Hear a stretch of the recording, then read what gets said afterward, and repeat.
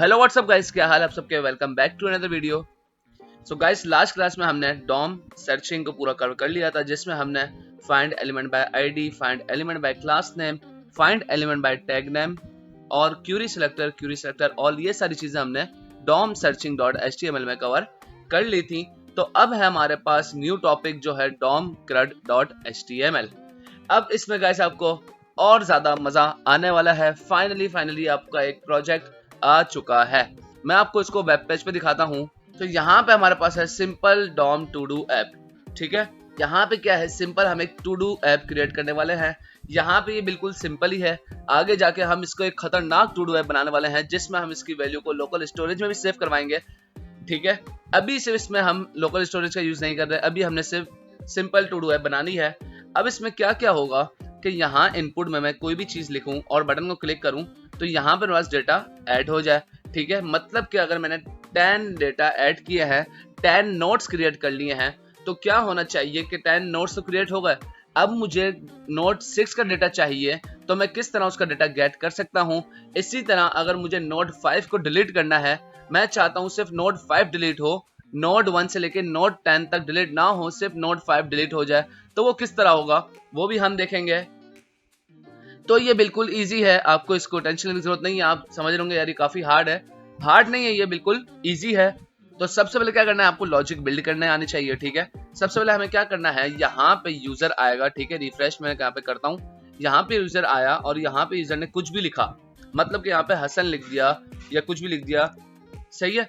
अब सबसे पहले जो यूजर ने लिखा है, सबसे पहले तो मुझे उसका डेटा चाहिए कि भाई जो यूजर लिख रहा है मुझे वो डेटा तो कम से कम मिल जाए।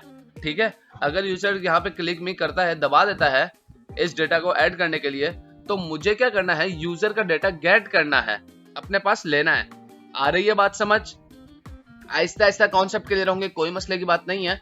अगर कोई चीज समझ नहीं आ रही तो आहिस्ता आहिस्ता क्लियर हो जाएगी। ऑलराइट, तो अब सबसे पहले क्या करते हैं, जो भी यूजर ने डेटा दिया है हमें क्या करना है, उसको गेट करना है।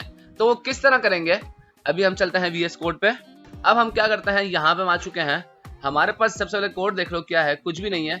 बॉडी के अंदर एक डिव है जिसको एक क्लास डॉम क्रड दी है। इसके बाद एक h1 है जिसमें लिखा है simple DOM to do app.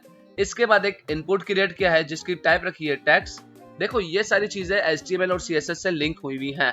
तो अगर आपको HTML CSS नहीं आती तो पहले आपको HTML CSS सीखनी पड़ेगी एंड देन जावास्क्रिप्ट। क्योंकि अगर आपको HTML CSS नहीं आती तो आपको जावास्क्रिप्ट समझ ही नहीं आएगी। क्योंकि हमने देखो इनपुट भी HTML का टैग है, h1 भी, बटन्स भी, हम सब HTML में पढ़ चुके हैं। अगर आपको HTML CSS नहीं आती तो वो हमारे चैनल पे कोडिंग जोन पे HTML प्लेलिस्ट है, CSS प्लेलिस्ट है और HTML CSS के प्रोजेक्ट भी हैं, तो आप वो भी देख सकते हैं, फ्री ऑफ कॉस्ट है। इसके बाद ये जावास्क्रिप्ट कोर्स आप देख सकते हैं। ऑलराइट, इनपुट की टाइप टेक्स्ट है और एक बटन क्रिएट किया हुआ है जिसको मैंने लिखा है क्लिक मी एंड देन एक और डिव है जिसकी क्लास है टू डू लिस्ट एलिमेंट। ठीक है, ये सिंपल सा कोड है। अब स्टार्ट करते हैं कि अगर यूजर ने कोई भी वैल्यू इनपुट में दी है तो मैं उसको किस तरह गेट करूंगा। तो इनपुट में क्या हुआ, सबसे पहले मुझे यहाँ पे एक आईडी या क्लास देनी पड़ेगी। यहाँ पे मैंने कोई भी चीज नहीं दी हुई, तो सबसे पहले अब क्या होगा, यहाँ पे मुझे इनपुट में कोई आईडी या कोई क्लास नेम कोई चीज तो देनी पड़ेगी ना, क्योंकि मुझे इसको क्या करना है, इसका डेटा गेट करना है। तो मैं यहाँ पे एक आईडी दे देता हूँ, आईडी यूनिक होती है। मैं यहाँ पे दे देता हूँ इनपुट फील्ड। ठीक है, एंड अब स्क्रिप्ट के टैग में चलते हैं। अभी थोड़ी देर पहले ही अगर मुझे कोई एलिमेंट को सर्च करना है, उसका डेटा गेट करना है, निकालना है, तो हमने क्या भी सर्च मेथड अभी पढ़ा है। अगर मुझे इस इनपुट की आईडी चाहिए, इस आईडी के जरिए मुझे डेटा चाहिए इनपुट का, कैसे निकालूंगा, अभी करते हैं let input element equal to document dot get element by ID. यहाँ पे क्या है, आईडी है, मैंने यहाँ पे लिख दिया, पैरेंथेसिस लगा और इसी मैंने कॉपी किया इसको एंड देन पेस्ट हियर। ठीक है, अब जैसे ही मैंने इसको ये किया और मैं कंसोल डॉट लॉग करवाता हूँ इनपुट एलिमेंट को and save and then refresh करता हूँ यहाँ के, तो यहाँ पे आप देखो मेरे पास एक इनपुट पूरा आ चुका है। ठीक है, सबसे पहले क्या किया हमने, इस इनपुट को यहाँ पे ले लिया है।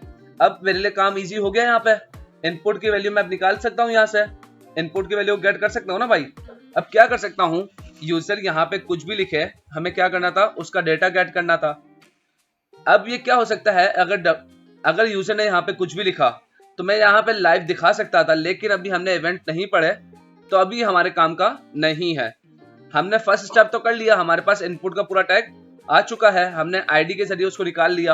अब हम क्या कर सकते हैं, अब मतलब कि यूजर ने यहाँ पे कुछ भी लिखा, कुछ भी, और यहाँ पे आके इस बटन को क्लिक करता है, क्लिक मी, तो मैं इसको लॉक करवा के उसका डेटा निकाल सकता हूँ।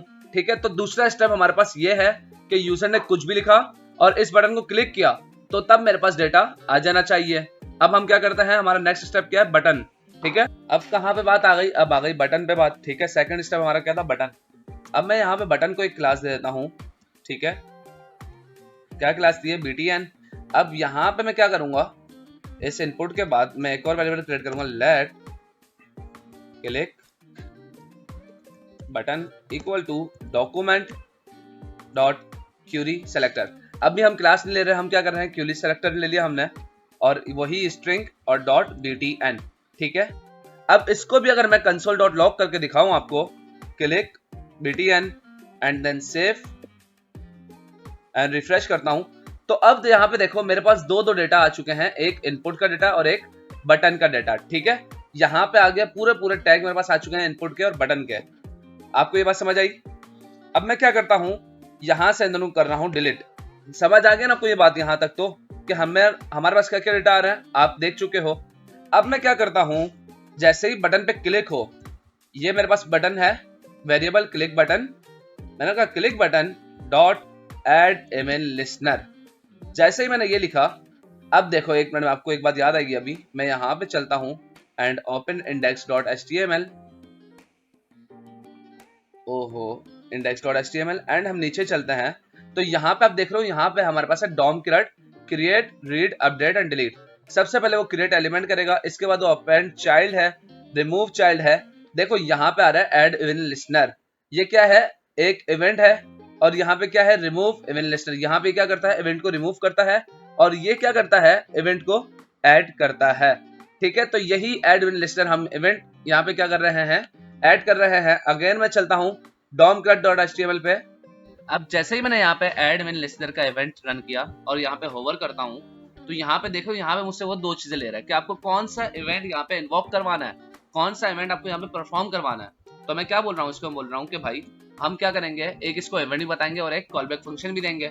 मैं इसको बता रहा हूँ कि भाई जब भी इस पे क्लिक हो आपको एक कॉलबैक फंक्शन रन करना है। ठीक है, मैंने इसको क्या बताया, जब भी एक इवेंट हो क्लिक, जैसे इस पे क्लिक हो आपको एक कॉलबैक फंक्शन रन करवाना है। और वो क्या होगा, सिंपल हम यहाँ पे क्या दे देंगे, एक फंक्शन दे देते हैं। मैं एक फंक्शन पास कर देता हूँ एड टू डू, और कुछ भी नहीं। सही है, अब क्या किया मैंने, अब आपको पता है यहाँ पे मुझे एक फंक्शन क्रिएट करना पड़ेगा। वो फंक्शन क्या करेगा, कॉन्स्ट एड टू डू, बस सिंपल। मैंने इसमें क्या बोला है, ये जो फंक्शन है एड टू डू, इसके अंदर आपको क्या करना है, आप लॉक करवाओ किसको, ये जो इनपुट एलिमेंट है।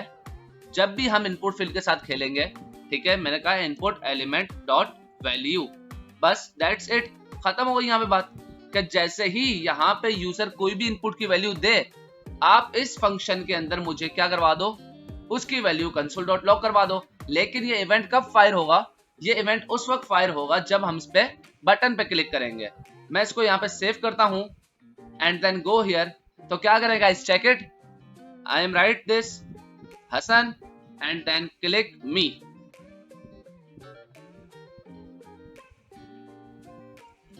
हसन एंड देन क्लिक मी।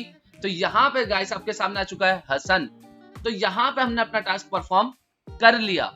क्या किया हमने, सबसे पहले एक इनपुट को गेट किया, पूरे इनपुट को गेट कर लिया, फिर पूरे बटन को गेट किया। इसके बाद हमने इसको बताया कि भाई अब मैं क्या करूं, बटन पे क्लिक करूं तो मेरे पास ये जो यूजर कोई भी वैल्यू दे रहा है मुझे वो कंसोल करवानी है।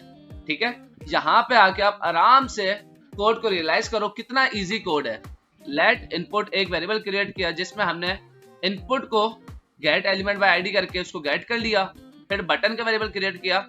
उसके बाद हमने क्या किया, इस बटन को हमने बोला जब भी इस बटन पे क्लिक हो तो आपको क्या करना है, ऐड इवेंट लिसनर का एक इवेंट रन करना है। ये क्या करता है, इवेंट को ऐड करता है।